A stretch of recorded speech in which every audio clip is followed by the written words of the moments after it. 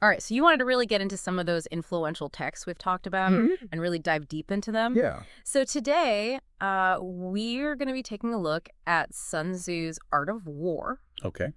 And we are using the Lionel Giles translation from 1910. Great. So, this is an ancient military treatise. Right. But, it's interesting how a lot of the principles in it can be applied to a lot more than just warfare. Absolutely. Yeah. There are a lot of really great insights in here. Yeah, so Sun Tzu talks about the 5 constant factors that govern the art of war. And the first is the moral law. And basically, what that means is that the people are in complete accord with their ruler. So they're all sort of on the same page and united towards a single purpose. Makes sense.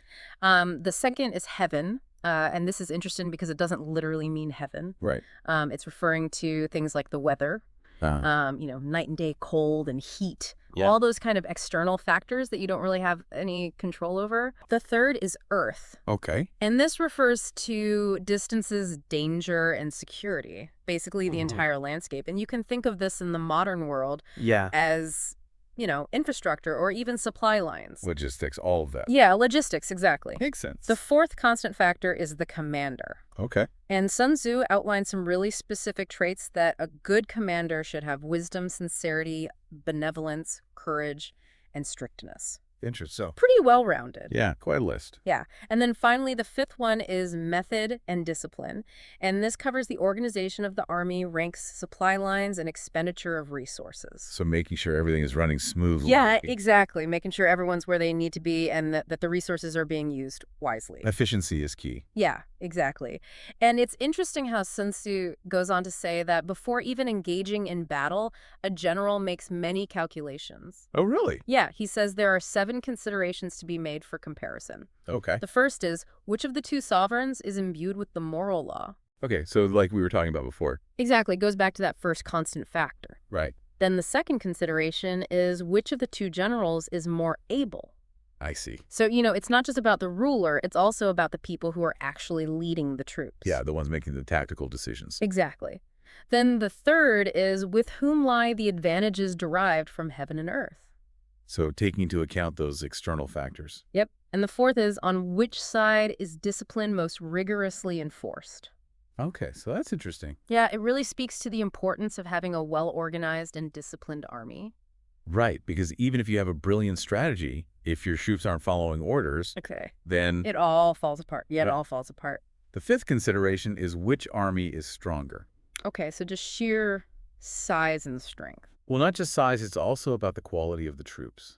I see. Their training, their equipment, all of that. It's like a quality over quantity kind of thing. Right, exactly. Okay. And then the sixth consideration is, on which side are officers and men more highly trained?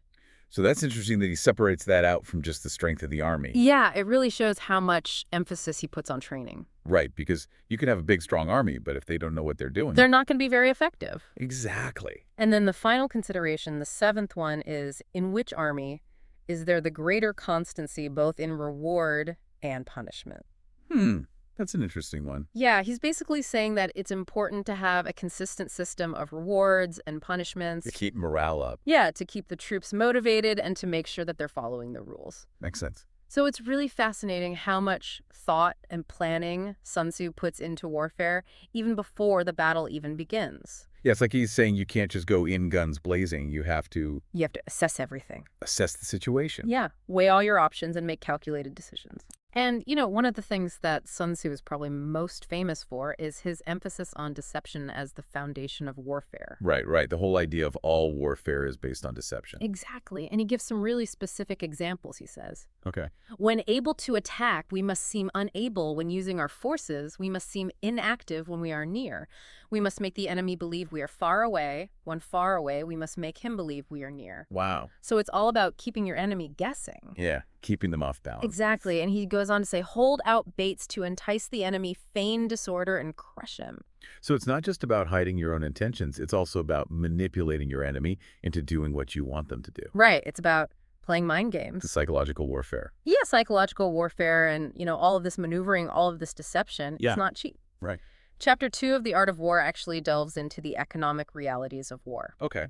Sun Tzu points out that maintaining a large army incurs immense daily costs. Makes He gives a specific example. He says 1,000 ounces of silver will be required daily to maintain an army of 100,000 men with their chariots and supplies. 1,000 ounces of silver. Yeah, 1,000 ounces of silver daily. That's a lot. Yeah, so you can imagine how quickly those costs can add up. Right, especially back then. Yeah, and he goes on to say that when your weapons are dulled, your ardor dampened, your strength exhausted, and your treasure spent. Okay. Other chieftains will spring up to take advantage of your extremity. So you become vulnerable. Exactly. He's saying that prolonged warfare weakens a state. And creates opportunities for others. Exactly. And he says there is no instance of a country having benefited from prolonged warfare. Wow, so he's really emphasizing the importance of a swift victory. Exactly. And this leads us to chapter 3, which is all about attack by stratagem. Okay. Sun Tzu says, in the practical art of war, the best thing of all is to take the enemy's country whole and intact. Okay. To shatter and destroy it is not so good. So he's saying that the ultimate victory is achieved not through destruction, but through the preservation of what you're conquering. That's a really different way of looking at it. Yeah, and he goes on to say, supreme excellence consists of breaking the enemy's resistance without fighting. So it's about outsmarting them? Exactly. And then he outlines this sort of hierarchy of good strategies. Okay. He says the highest form of generalship is to balk the enemy's plans. So to anticipate their moves. Exactly. The next best is to prevent the junction of the enemy's forces. Okay, so keep them divided. Yeah. Then the next is to attack the enemy's army in the field. And then finally, he says the worst policy of all is to besiege walled cities. That takes so long. Exactly. It's costly in terms of time, manpower, resources. And it can really drain your army's morale. Absolutely. So he's basically saying that direct confrontation should be a last resort. It's interesting how he seems to favor these more indirect approaches. Yeah, he's all about strategy and maneuvering, finding ways to outmaneuver your opponent rather than just meeting them head on. It's like he's saying that the real battle is won before the first shot is even fired. Exactly. So to sum up, I think there are some really key takeaways here from Sun Tzu's Art of War. Yeah. What would you say are the most important ones? Well, first of all, I think it's clear that thorough preparation based on a wide array of factors is absolutely essential. Right. He really stresses the importance of considering all angles. Yeah. And then secondly, deception is not just a tactic, it's a core principle of warfare. Yeah. He even says all warfare is based on deception. Exactly. And then thirdly, war's economic toll demands swift resolution. Right. Those 1,000 ounces of silver a day can really add up. Yeah. And then finally, strategic maneuvering to avoid direct conflict is the optimal path to victory. So it's not about brute force. It's about outsmarting your opponent. outsmarting them. Yeah. Finding their weaknesses. Exactly. And I think it's really interesting to think about how these ancient principles can be applied to modern day challenges. Absolutely. I mean, think about the challenges you face in your own life. Right. In your professional life, in negotiations, any kind of competitive arena. Yeah. Have you ever thought about how these principles of preparation, deception, efficiency, strategic thinking could give you a new perspective? Yeah, it's really fascinating to think about. It really is. And, going back to those 5 constant factors that we talked about at the beginning. Yeah, the moral law, heaven, earth, the commander method, and discipline. Right. Which one of those do you think is most often neglected in today's world? That's a really good question. Something to ponder. Yeah, food for thought. Well, thanks for joining us on this deep dive. Yeah, this was really interesting. Into Sun Tzu's Art of War. Some great insights.